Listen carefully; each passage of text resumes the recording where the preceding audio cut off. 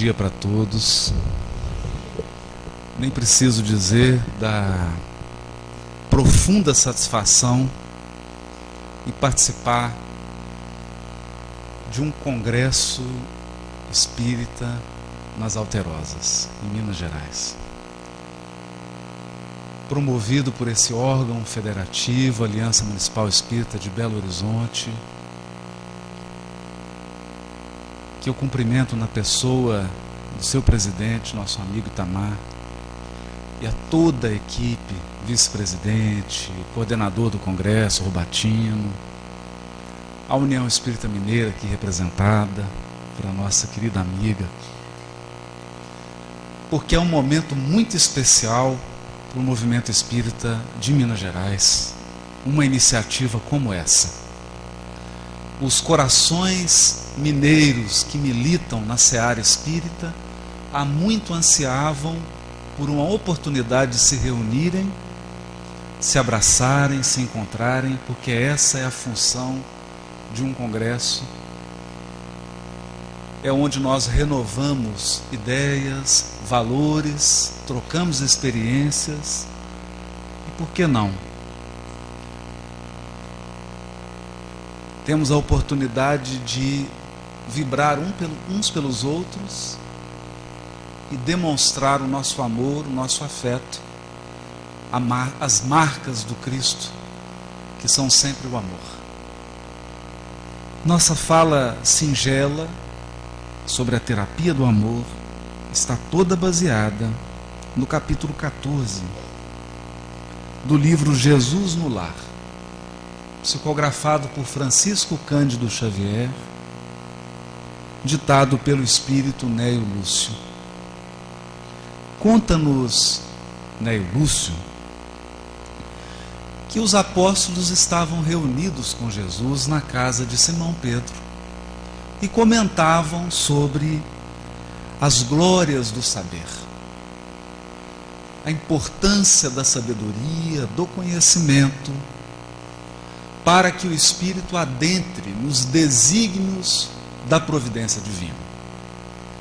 Foi então que Jesus, tomando a palavra, contou-nos uma singular parábola.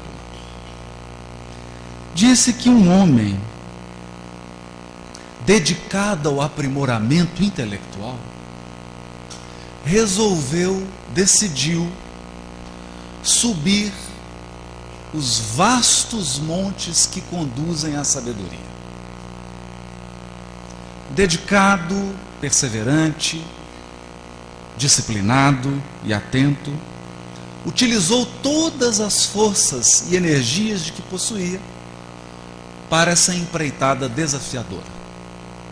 No caminho encontrou labirintos escuros, armadilhas que todo conhecimento oferece. Mas ele, de olhos fixos nas alturas, prosseguiu a sua jornada. Enquanto caminhava nessa ascensão, de quando em quando ele substituía a sua túnica, por favor, e as suas sandálias. Ora, porque aquela vestimenta não mais era adequada ao clima ou às condições da subida.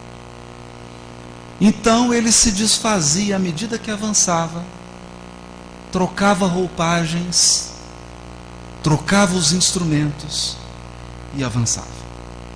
Quando atingiu a culminância, foi recebido por um representante da divindade, uma entidade angélica que veio ao seu encontro. Ela então o abraçou carinhosamente, parabenizou pelo seu esforço, pela sua disciplina e colocou na sua fronte uma coroa de luz.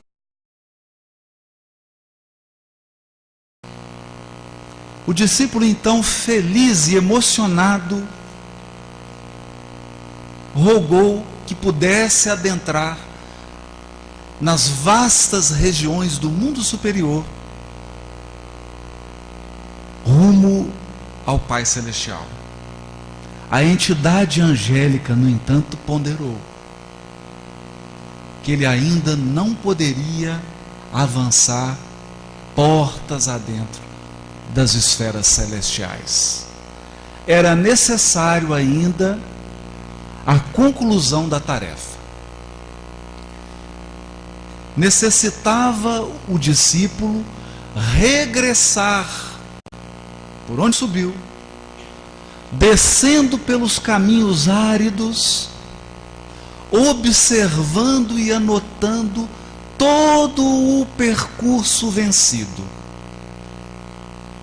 Ele seria observado nessa descida, e em função do seu comportamento e das suas atitudes, ele poderia então receber não mais apenas a coroa do discernimento e do entendimento, mas as asas da sabedoria e do amor que o conduziriam às regiões celestiais. Possuía a coroa, mas ainda não era detentor das asas.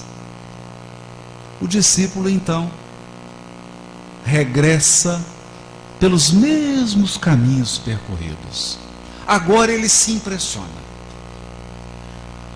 porque enquanto subia, não notou peculiaridades e minudências da subida. No entanto, dotado agora de um discernimento diferenciado, ele podia divisar ângulos que antes não foi possível observar. Mas algo chamou a atenção desse discípulo. Ao observar os viajores que subiam como ele fizera outrora, ele foi tomado de um sentimento de desprezo. Observou túnicas desgastadas, sandálias gastas no caminho, cajados que pareciam ridículos. E o que mais impressionava o viajor é que, não obstante a fragilidade das vestimentas e dos instrumentos daqueles que subiam, eles não notavam a fragilidade da túnica e da sandália. Todos caminhavam com uma espécie de altivez infantil, acreditando-se cada um deles portador da melhor túnica, da maior sandália, do cajado mais adequado. Ele agora, que possuía um discernimento, que havia alcançado as culminâncias do conhecimento, olhava para aquela cena aos seus olhos patética e começou a proferir maldições. Apontava falhas, mostrava a imaturidade dos que subiam, criticava o cajado de alguns, colocava defeito nas túnicas, nas sandálias, agia com zombaria e sarcasmo. Muitos dos viajores, constrangidos pela severidade e, por que não, pela sinceridade da crítica, desistiram da subida e regressaram ao vale,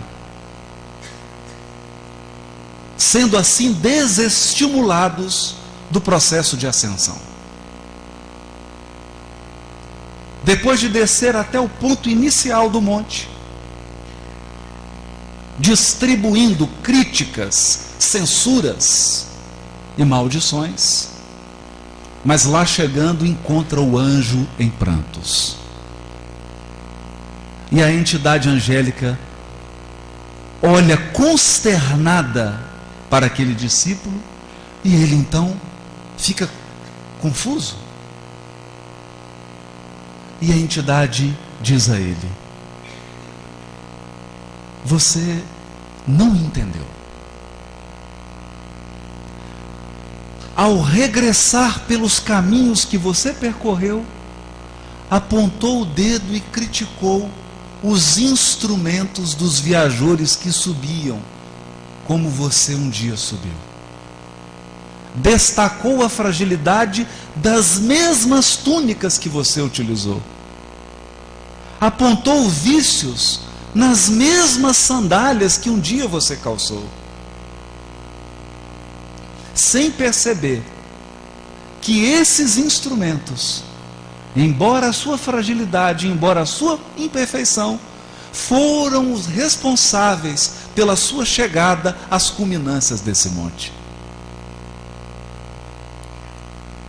Infelizmente, você não poderá receber as asas que lhe darão acesso às esferas celestiais.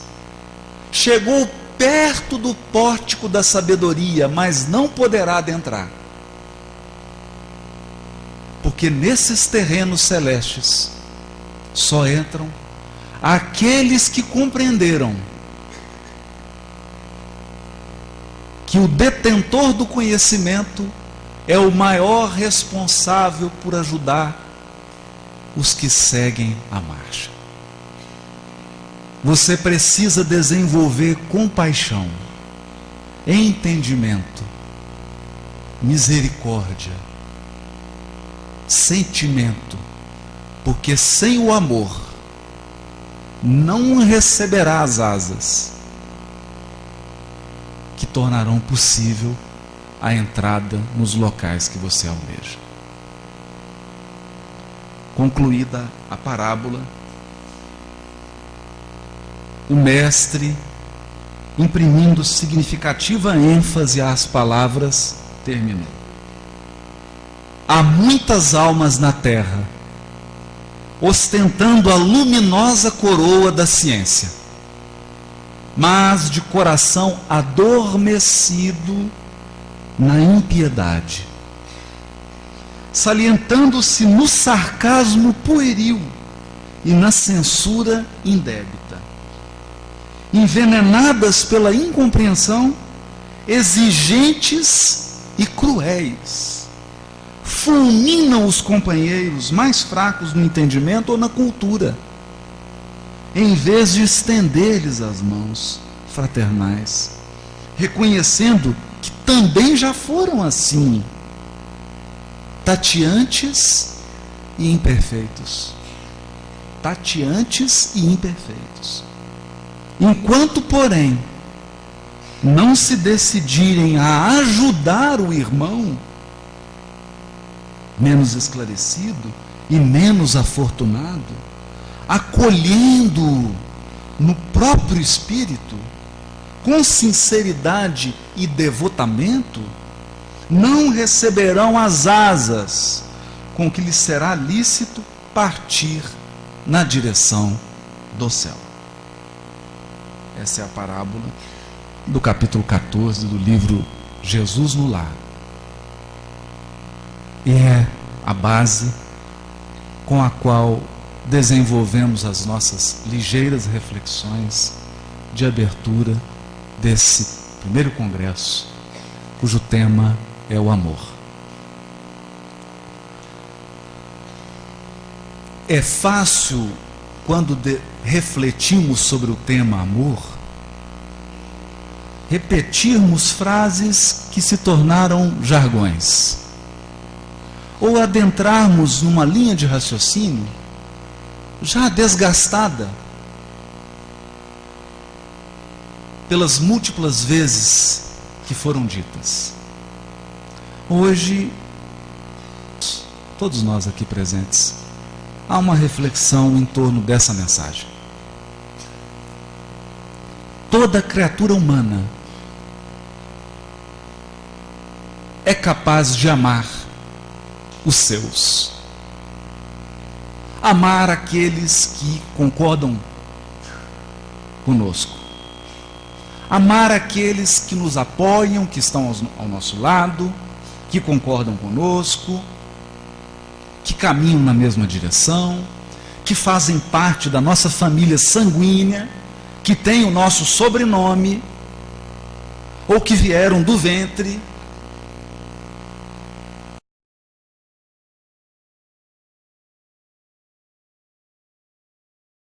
pessoas que de algum modo estão ligadas ao nosso grupo, especialmente ao grupo sanguíneo. É fácil amar aquele que torce para o mesmo time que você torce, para aqueles que estão na mesma religião que você professa, e mais ainda, mesmo dentro da religião que você professa, aquele que faz parte daquele grupo específico que interpreta a sua religião da maneira como você interpreta. Assim caminha a massa humana, amando os semelhantes. O grande desafio dessa energia poderosa que vibra e vive dentro de nós. Não há uma criatura da criação divina que não possua o amor em si.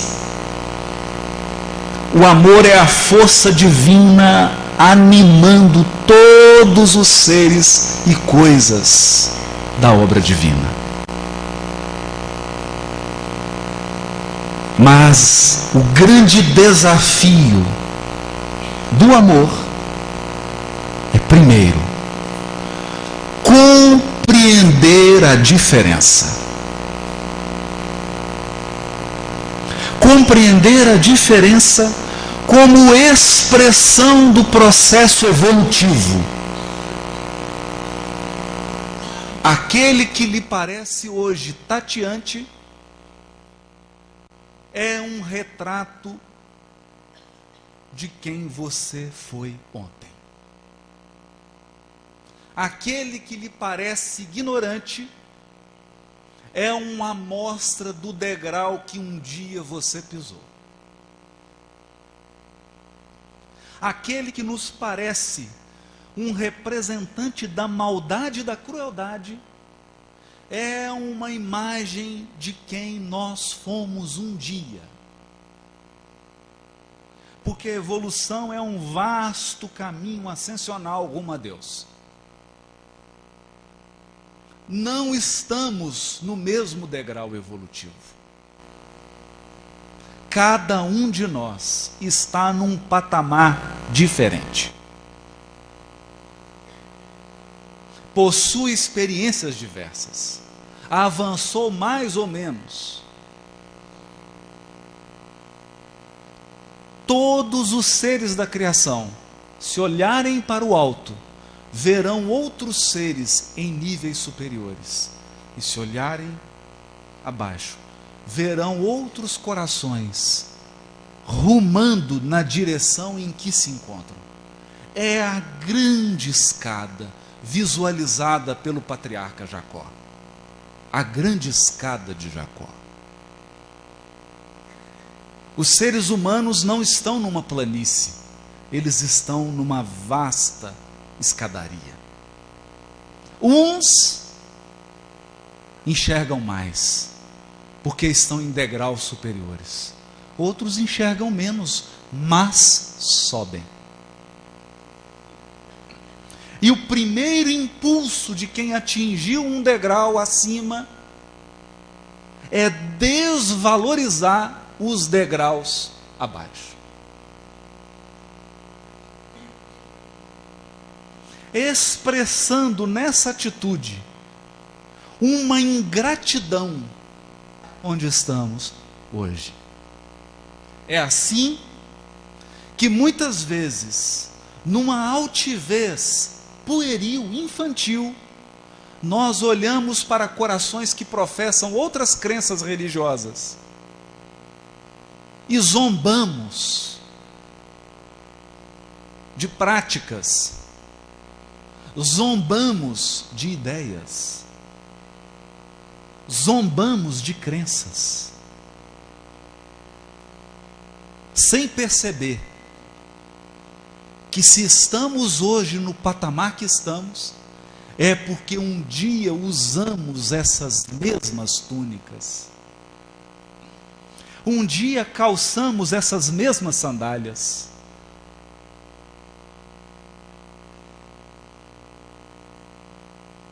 Reconhecer a beleza da providência divina, que nos permite acreditar que a nossa túnica é a última.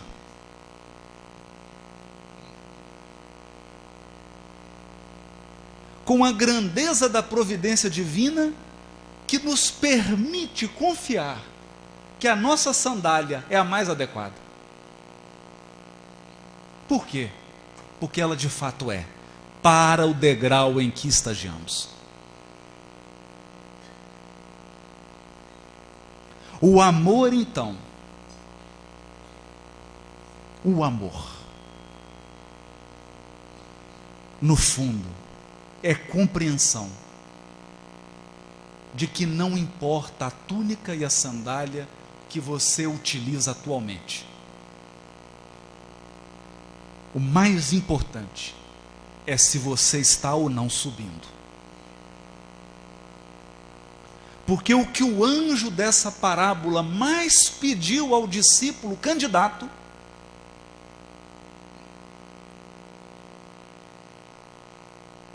o maior pedido que esse anjo fez, silencioso, sem dizer, pedido implícito, é que ele não desestimulasse ninguém da subida.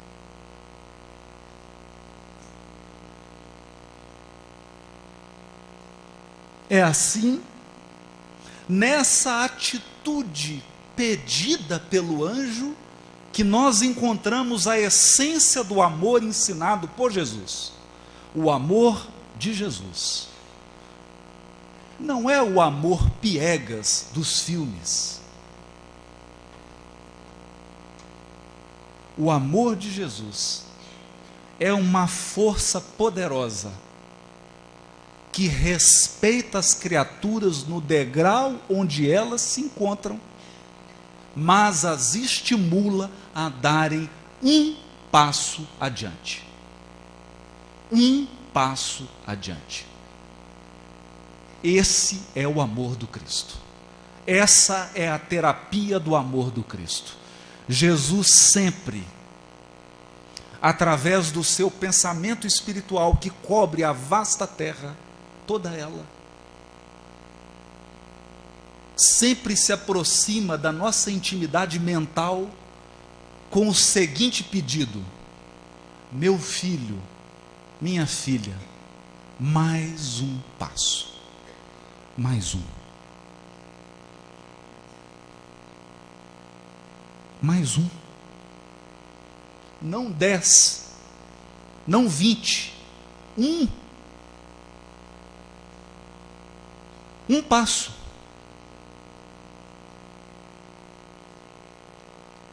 Quando o convertido de Damasco se dobra ante a grandeza do Cristo que ele perseguia e pede instruções, Jesus não despende energia dizendo-lhe um roteiro do que deveria fazer, apenas indica: entra na cidade. Um passo. Entra.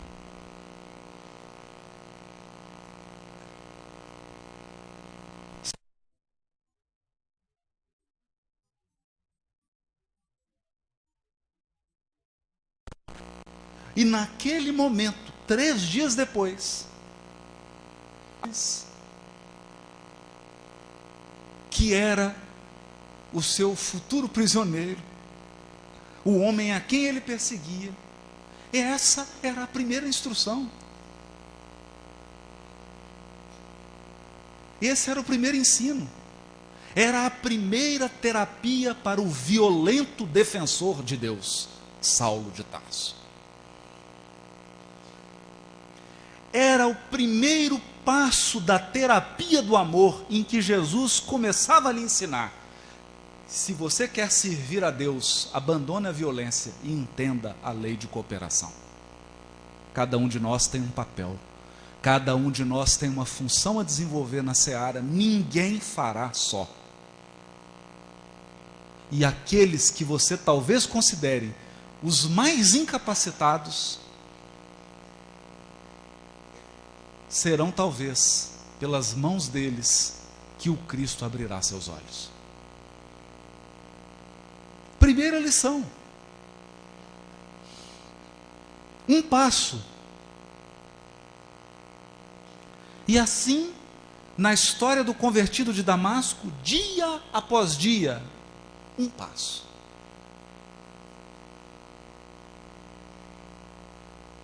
Porque o amor não despreza.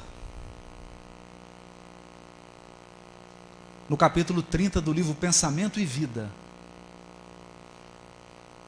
Emmanuel tem uma frase sublime: Deus ama tanto o verme quanto o anjo que o representa junto ao verme.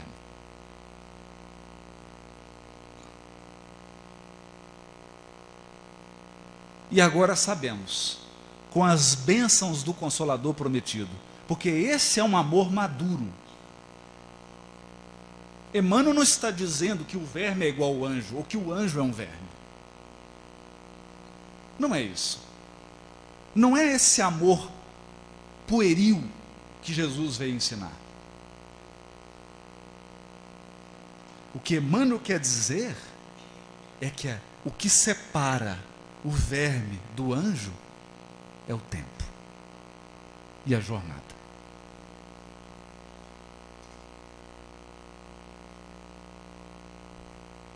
Então, olhando para o detento, o que está preso, o violento, o que assassina,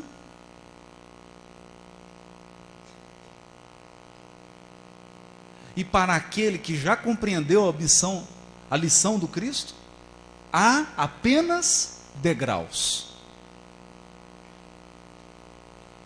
Degraus.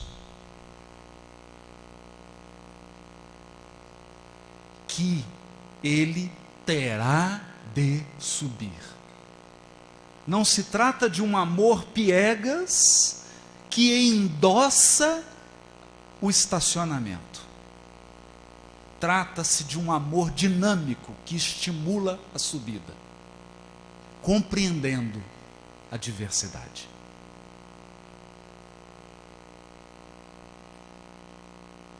Sem essa noção, talvez não sejamos capazes de amar em um mundo tão diferente, tão intrigante e tão desafiador como o mundo de hoje. Referindo-se aos tempos da transição planetária, disse Jesus: e por aumentar a iniquidade, o amor de muitos esfriará.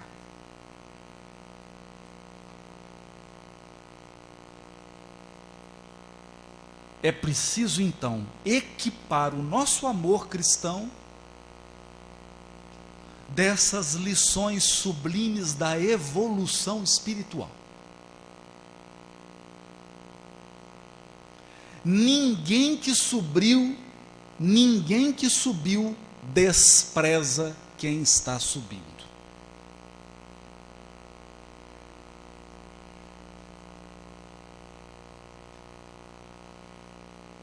Ninguém que já atingiu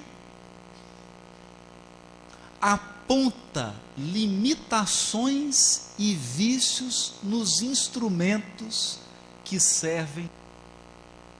Houve um tempo que os filhos do povo hebreu acreditavam que tinham a maior túnica, a melhor sandália e o cajado mais adequado. Então veio Jesus. Houve um tempo que os cristãos acreditaram que tinham a maior túnica, o maior cajado, a melhor sandália, e veio então o Consolador prometido. A lei é de subida. A criação é infinita, mas na feliz expressão de Paulo de Tarso, que nesse momento funcionava como instrumento do próprio Cristo, o amor é o vínculo da perfeição. Só existe um elo capaz de nos unir aos espíritos superiores. Afinidade não é. Porque eles se interessam por coisas muito superiores que as nossas. Identidade não é, porque eles já possuem um conhecimento e uma afetividade que nós, diante deles, somos brutos. Brutos. O que faz com que os benfeitores espirituais aqui presentes nesse ambiente estejam aqui é o amor. Porque o amor é o vínculo que une o primeiro degrau ao último. O amor é o liame que liga Deus a todos os seres e coisas da criação infinita.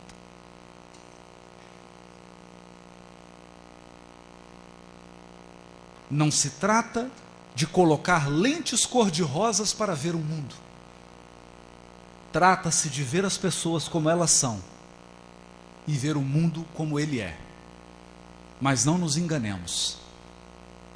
A lei do progresso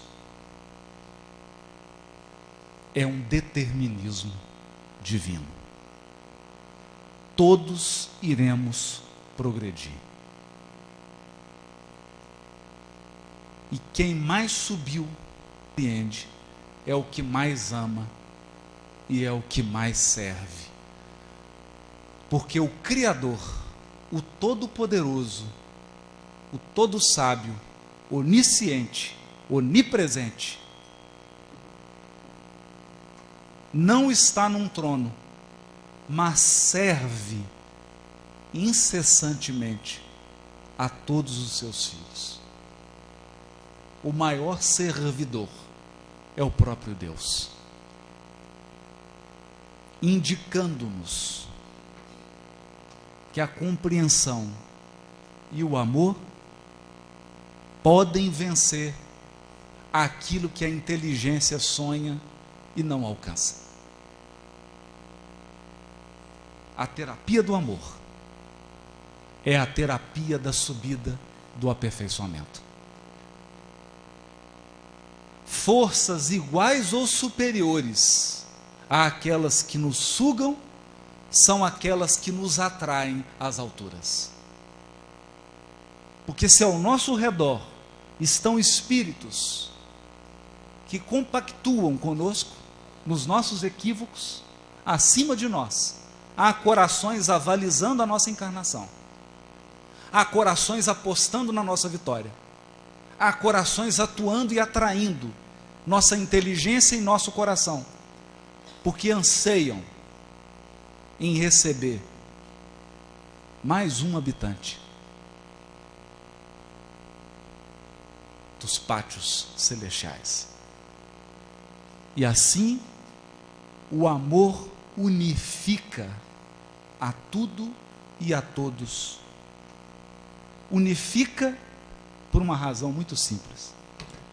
Deus é um. Muito obrigado, bom dia.